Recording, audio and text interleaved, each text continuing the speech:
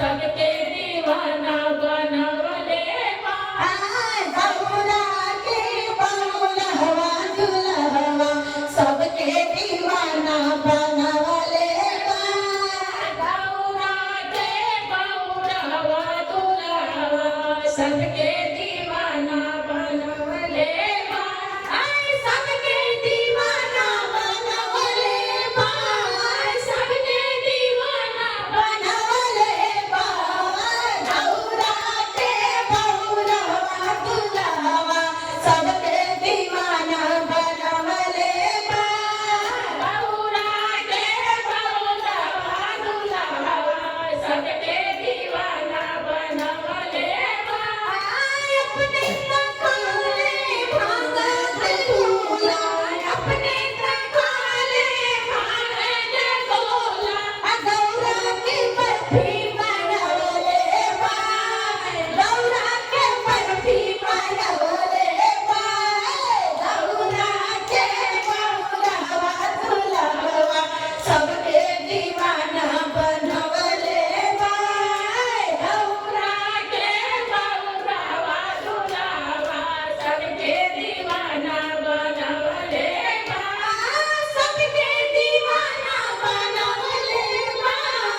सबके दीवाना बनवले बा। गौरा के बहुरहवा दुल्हवा सबके दीवाना बनवले बा।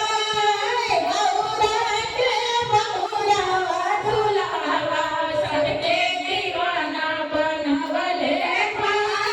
अपने घर पहिले मिर्गा के छाला अपने तर पहिले मिर्गा के छाला अपने घर पहिले मिर्गा की छाला अपने तर पहिले मिर्गा के छाला गौरा के नहला बनवले बा।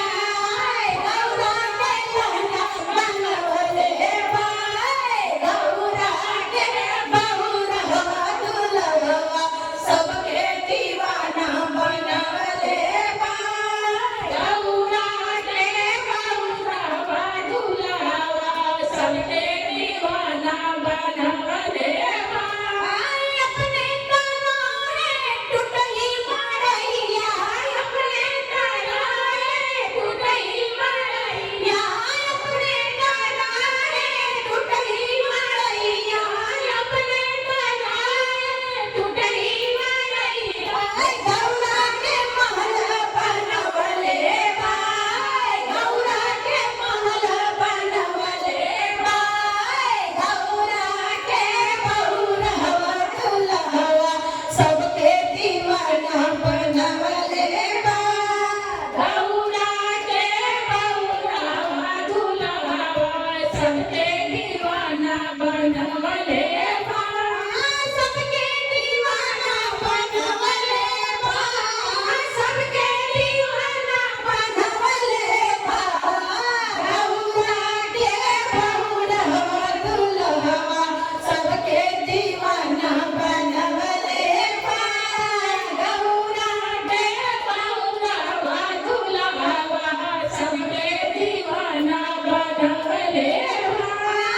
अपने पहिरे सरपा के माला अपने तर पहिले सरपा के माला अपने पहिरे सरपा के माला अपने तर पहिले सरपा के माला गौरा के हार बनवले बा।